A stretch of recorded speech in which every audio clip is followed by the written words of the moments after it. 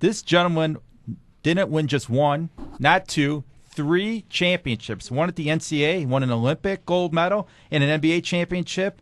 He won the 1952 championship with Kansas, the NCAA. And Elliott, he's the only person to lead the nation in scoring and win an NCAA championship in the same year. All right, let's go right to Clyde Lovellette. How you doing, Clyde? Doing fine, thank you. Now, we were just talking with Cliff Hagan, and he said that you were somewhat of a comedian. Well, I used to be there in the locker room to get everything loosened up before we go out and play. Okay. No towel snapping, right? No, nothing like that. No. Any good? No, just real good, solid humor that I felt that I could get myself up, and nothing to disrupt as far as the coach was getting us ready to go out. But prior to that, things like that. Okay. How did you guys work together? I mean, you had 3 future Hall of Famers in you, Cliff Hagan, and then you had a guy who wasn't too bad, and Bob Pettit. I think the trio that we had in St. Louis was probably, at that time, one of the best trios in the NBA.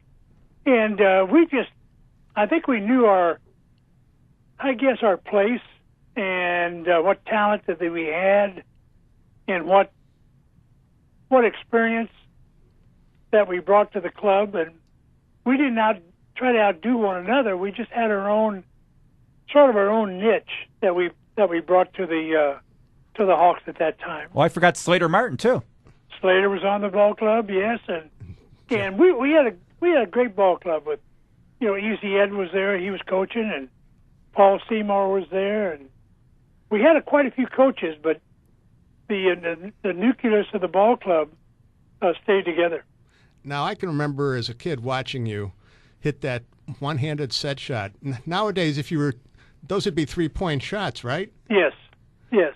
Well, I had to do that because after my first year in the NBA playing behind Mike and when George retired, then I became probably one of the smallest big men in the league, because the next year they started coming in, 7-footers and 6'11". I was only 6'9".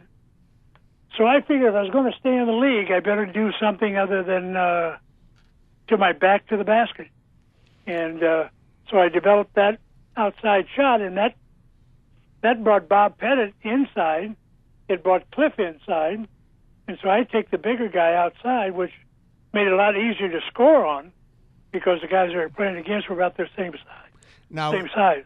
Now, is my memory hazy, or did you have a vertical leap of about 8 inches? I tell you, I couldn't get off the floor very much. I mean, I could dunk it, but back then we couldn't dunk it. But during warm-ups, I'd dunk the ball, but it was a chore, and I never developed a real good leaping ability. But I got position. I had my body to weed out some of the bigger guys that could jump over me, and I did well as far as rebounding. Now, did you learn a lot playing with Mike? Learned a lot as far as the ability to stay alive and what you had to do to gain some respect in the NBA, because George was a very physical individual, and during our training and practices, he worked me over pretty good, and he told me several times, he said, if you're going to stay in the league, he said, you've got to start being a little aggressive, and not only aggressive, but be to the point of sort of roughness in the inside. I see at Kansas you had a teammate who went on to be a pretty good NCAA coach, and Dean Smith. Have you talked to Dean lately? I know he has those health issues going on. He's got some. I haven't talked to Dean for maybe a year, and he used to come back when we had the group together, but the last couple of times he hasn't made it back, and I don't know exactly what the health problem is, but I think it's dementia, and so he doesn't come back. But we always give him our best. But he was a great coach even back when we was playing. You could see that he was going to develop into some type of individual as far as a coach, he got along good with the players, and he knew how to work. And I always had a great admiration for Dean. Now, speaking of coaches and Kansas, what happened this year? You know, it seems like Bill Self's pretty good at getting them fairly deep in the tournament, but then stuff usually happens. I mean, he did win a title, but you know, the NCAA or any tournament that you go into, and it's one loss, you're out. Things can happen between the time they go to bed at night until the time they get up in the morning, until they get into that locker room and get the pep talk or the words from Bill Self, and in their own mind, they come on the court, and who they're facing has a lot to do with the ability to keep focused. Because if I was that good at Kansas and won that many ball games during the course of the season and rated number 1, and I'm going against the number 11, and I've got to think that number 11 is just as good as a Duke or North Carolina or UConn, Kentucky, any of those players, and come out there with the idea that we're going to take them. But sometimes you come out and you've won the game before you played the game. I watched the games last week, and you saw Carolina, you saw Florida, close games at the end, and these guys are just jacking up three-pointers, jacking up shots. There's no cohesiveness. It's right. all for one. Yeah, and well, it looked like that they wasn't on the same page. And I was really disappointed in watching. And, you know, I on the bench, you know, I was thinking, you know, you could take the guys off the bench and be that bad with those 5 starters, you might as well give those other guys a shot at it.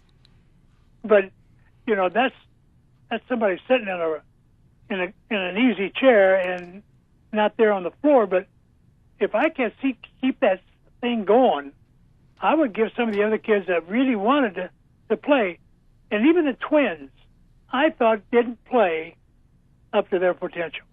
But that's the problem with Roy Williams. A lot of times they said when he was at Kansas that he can't win the big game. Well, I don't know. Like I said, I think it's all mental. You have the ability, you have the horses, but you're just not pulling the wagon together. And if you don't have all the horses pulling that so-called wagon, you're not going to have a cohesive team, because you need 5 players that's going to win.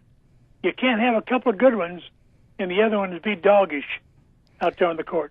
I have to tap in here. I totally agree with you. Mental strength is everything. I don't care what sport you're in. It's all about your mind. Yes, I think you got to be prepared mentally. If you've got the physical ability, which they have, you got to have that mindset that we're going out there and kill those guys because we want to move on, you know, and give no quarters. But it just seemed like that they just wasn't, you know, they were satisfied just sitting on their laurels and, you know, let that one go by. Were you pissed off at Dean Smith, though? I mean, he was a Kansas graduate. He coached in North Carolina, and then he goes and he basically grabs Roy Williams from Kansas and brings him to North Carolina. Roy Williams says, you know what, I gotta go to Carolina because of Dean Smith. Yeah, well, you know, there was a lot of talk about when Roy went to North Carolina. And there's a lot of talk about certain players that got Dean to come back to North Carolina, and one that really got whipped was Dean Smith. And I've talked to Dean Smith a lot of times, and he had no influence on Roy to come back to North Carolina. Number one, to leave a program like Kansas to go back to a program like North Carolina, you know, that's apples and oranges. You know, Kansas, of course, has got the tradition, and so has North Carolina. But that's his home school. You know, he worked with Dean. He played at North Carolina. So it was tough for him to make that decision. And Dean had nothing to do with that decision that Roy went to North Carolina. Thank you very much, Clyde. It was a pleasure talking with you. And in closing, who are you picking to win? You know, He's still going with Kansas. I like Butler. And Indiana guy. oh yeah, well, yeah, being an Indiana guy, and I'm 1 hour from Indianapolis, and I've watched them. I watched that team sort of grow up, and I would personally, just in my heart, I like to see them win. But I tell you that little number 11 school, you know, they've been playing awful strong. Team, like you said, if you're a team and you play as a team, you have a great shot of winning. You got a great shot of winning, and they've got the momentum. If they just come out on that floor come Saturday, we could see a tremendous game. Exactly. Thank you very much, Clyde. It was a pleasure talking with you.